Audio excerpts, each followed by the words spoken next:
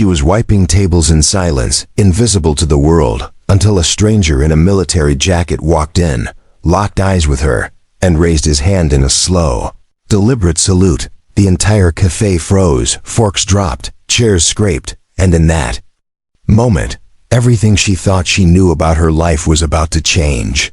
If you are new to the channel, then please subscribe to the channel, like the video, and tell us where you are watching from. Now let's jump into the story. Lena Morrow moved through the Harborview Cafe like a soft breeze, unnoticed, gentle and constant. Her sneakers barely made a sound on the old tiled floor. The breakfast rush had passed, but the tables were still cluttered with coffee cups and half-finished plates. Forks poked into syrup-drenched pancakes, and napkins lay crumpled in tiny surrender across the booth. She wiped a table near the window, her rags swirling in practice circles, crumbs falling into her hand. A family passed by her without looking. They spoke about their weekend plans as if she didn't exist. She offered a polite smile anyway, but they didn't see it. "You missed a spot," a teenager sneered as he tossed a used napkin onto the clean floor.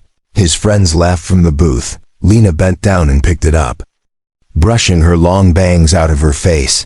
"Thank you," she said kindly, even though no one had thanked her in return at 19.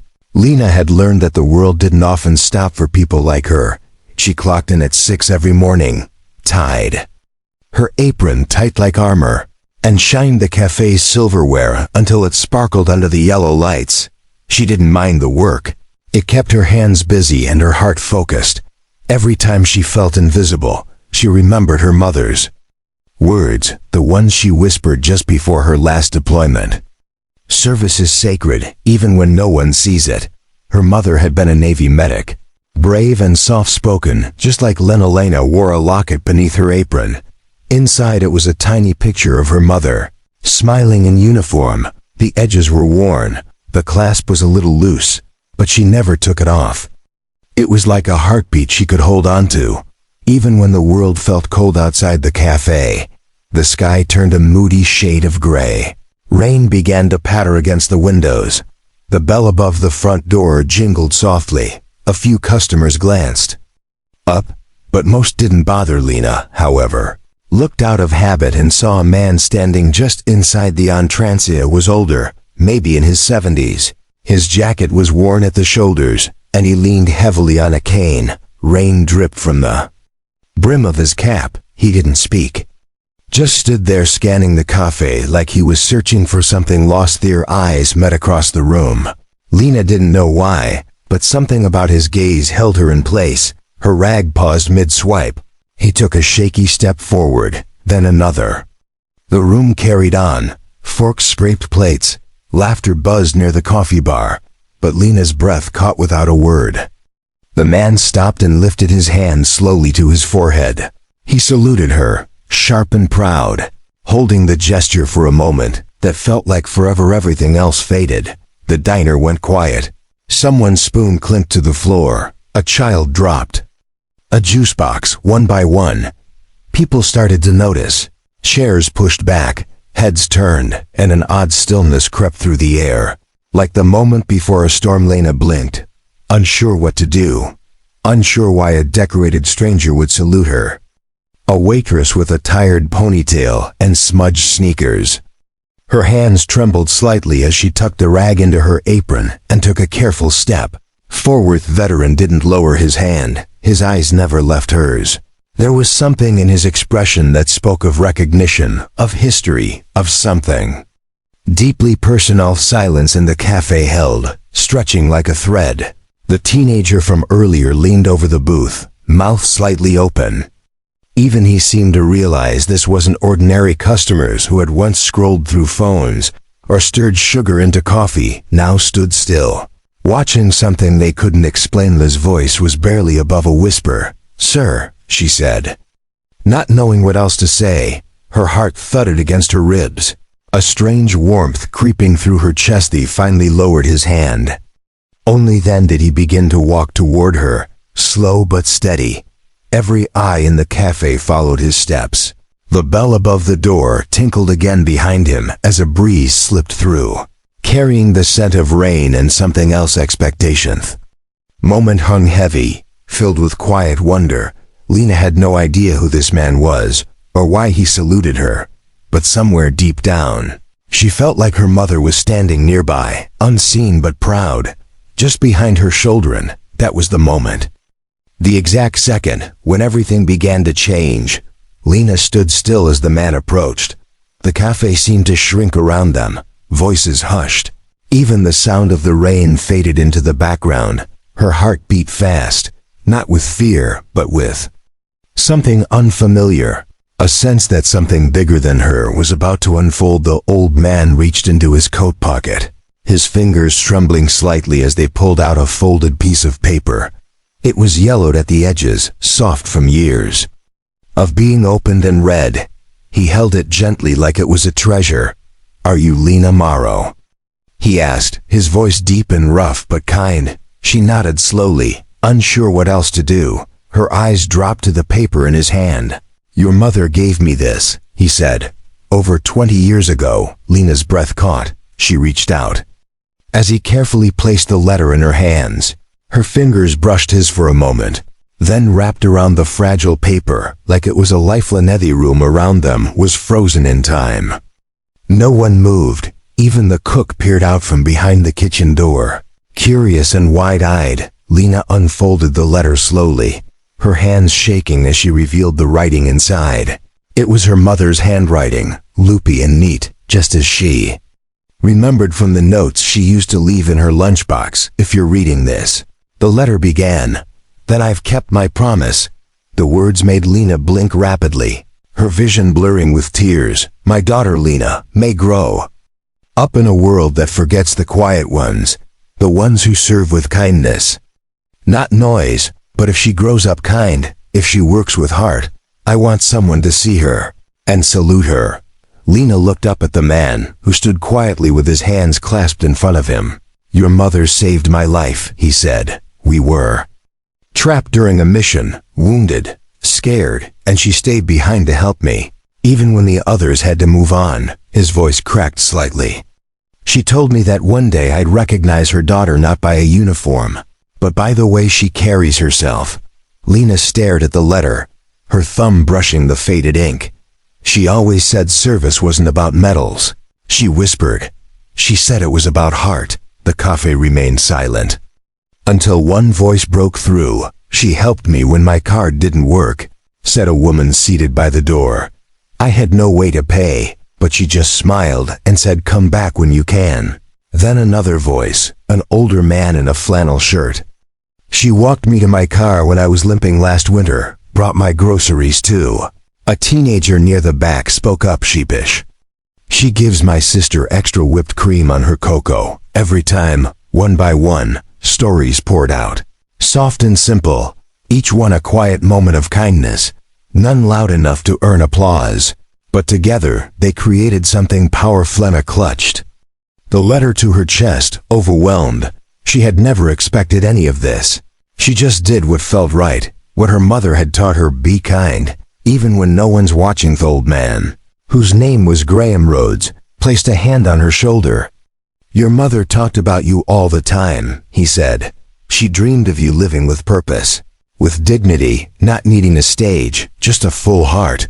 Lena's knees felt weak, but she stood tall, her eyes scanning the faces around her. People she had served for months, maybe years, all looking at her now like they truly saw her for the first time. Simeon gently started clapping. Then another joined, and soon the cafe was filled with applause, not loud or wild, but warm and real. It wasn't for the coffee or the clean tables. It was for her. Tears slipped down Lena's cheeks as she smiled, embarrassed and grateful all at once. She had never asked to be noticed, never expected to be remembered. She just wanted to be kind, and now kindness had found its voice in return. Grim leaned close and said, "Your mother said you wouldn't need to wear a uniform to serve, that you'd wear grace instead." The words settled into Lena's heart, like a seed planted deep in the soil, waiting to bloom. Someone handed her a napkin, which made her laugh through her tears. "This might be the first time a napkin made me cry."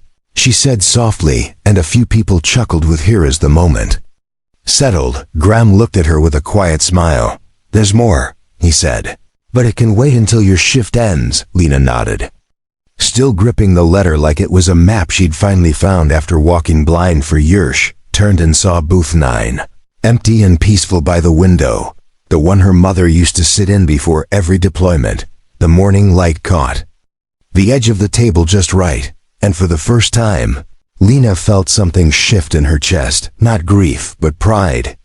She had been seen, not just by a stranger with a salute, but by a room full of lives she had quietly touched, all because she showed up every single day behind the apron. Just as the cafe basked in a quiet moment of warmth and applause, a voice sliced through the calm like a knife through soft bread. "What's going on out here?" The voice was sharp, impatient, and coming from behind the counter, it belonged to Darren Coble, Lena's manager. A man who always spoke louder than necessary and wore a permanent frown like it was stitched to his face. He stepped out from the kitchen, arms crossed, apron half-tied, his shoes squeaking against the floor as he walked quickly toward the crowd. Near booth 9, "Are we running a restaurant or a theater?" he snapped, glancing at Graham and then at Lena. "You've got tables to wipe, Lena, and we're not paying you to stand around." The mood shifted. The warmth cooled, just a little. A few people lowered their eyes, unsure if they should sit down again or say something more. Lena opened her mouth to speak, but nothing came out. Graham, however, didn't blink. It turned slowly to face Darren, his cane tapping softly against the floor.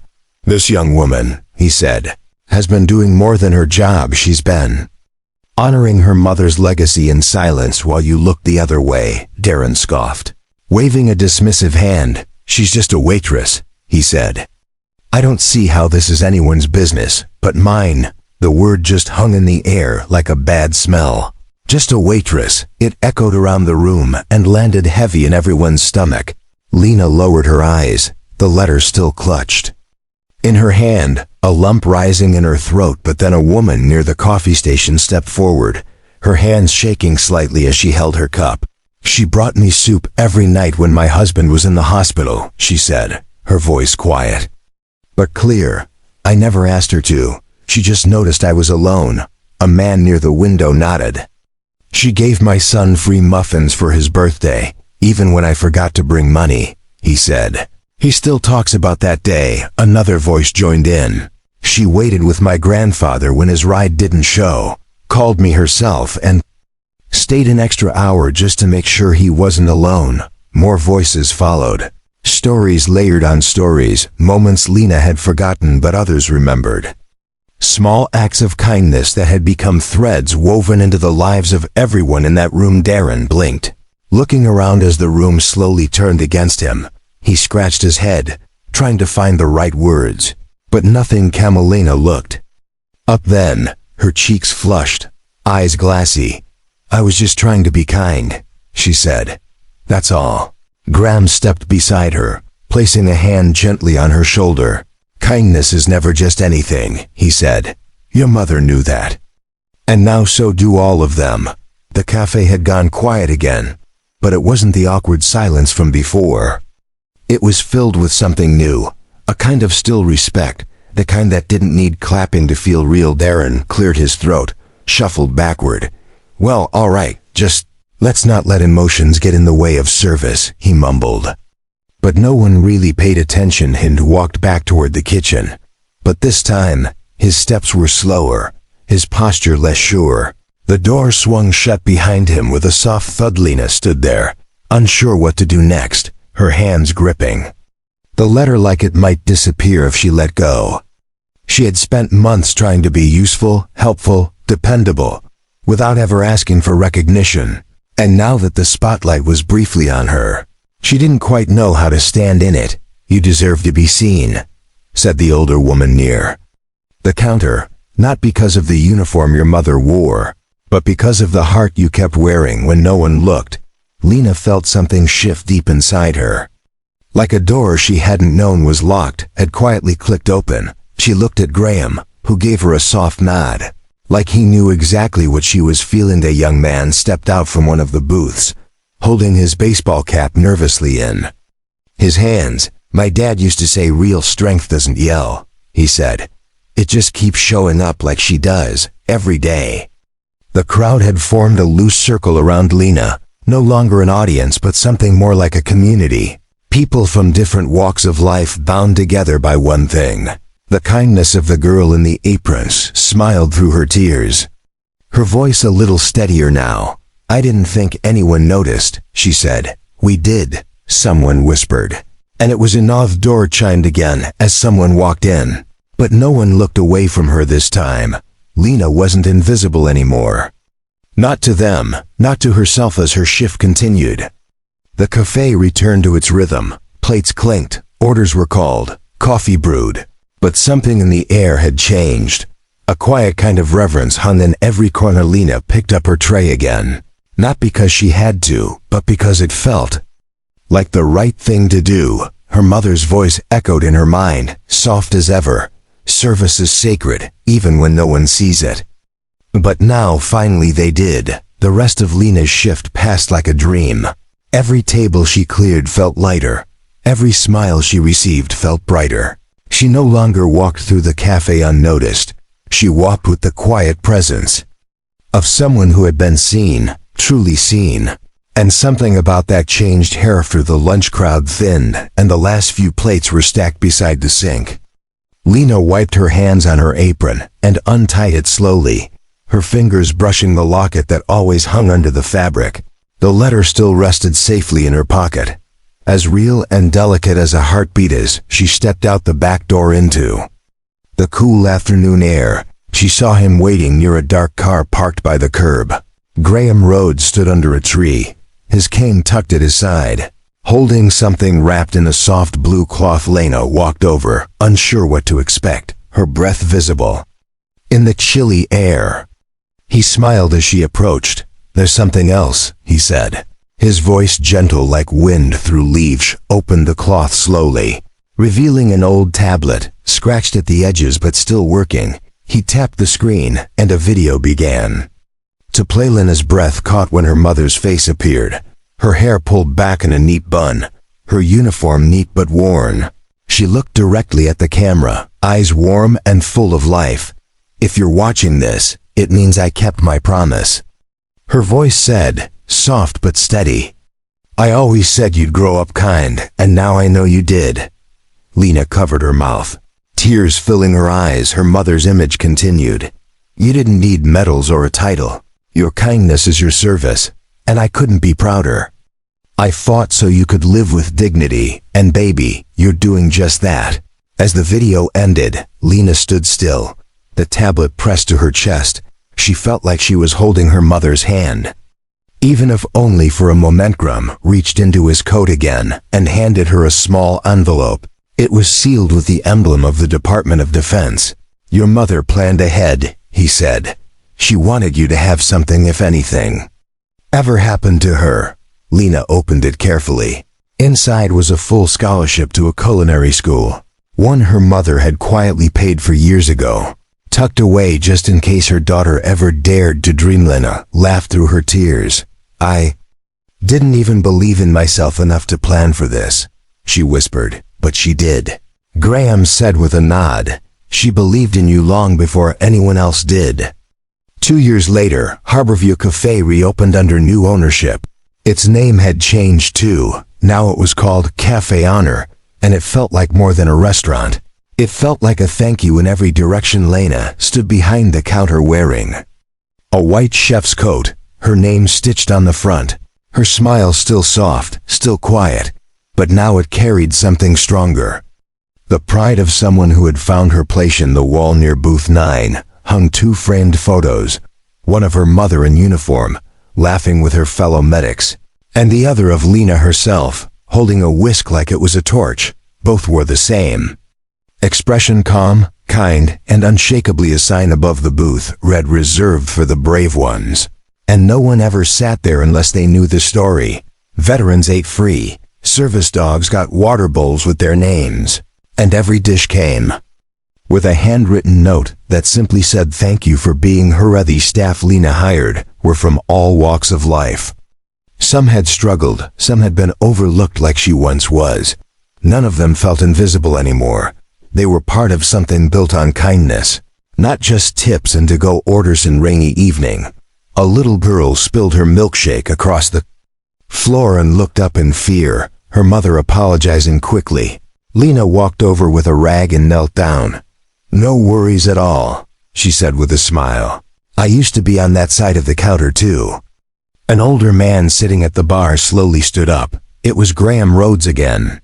Now a regular, still sharp-eyed, still steady. He raised his hand and saluted her, just as he did years ago. Lena looked at him, eyes full of tears, and this time she returned the gesture, hand over heart, and nodded with the quiet strength she had grown into. Everyone in the cafe stood, not out of habit, not because they were told to, but because something about that moment demanded respect. A boy entered holding a bouquet of flowers. Nervous but determined, he looked around then approached Lena. "This is for the lady who helped my grandpa," he said. "He said you made him feel like he mattered." Lena took the flowers with both hands, her voice soft. "Thank you for bringing these." The coffee filled with warmth, with light, with quiet gratitude. Booth 9 sat empty that night, as it always did, but never lonely. It was surrounded by laughter, clinking forks, and the stories of people who had finally found a place where kindness wasn't just noticed. It was celebrated. On the glass door, etched in golden letters, were the words her mother once said to her long ago: in honor of those who serve, in any uniform,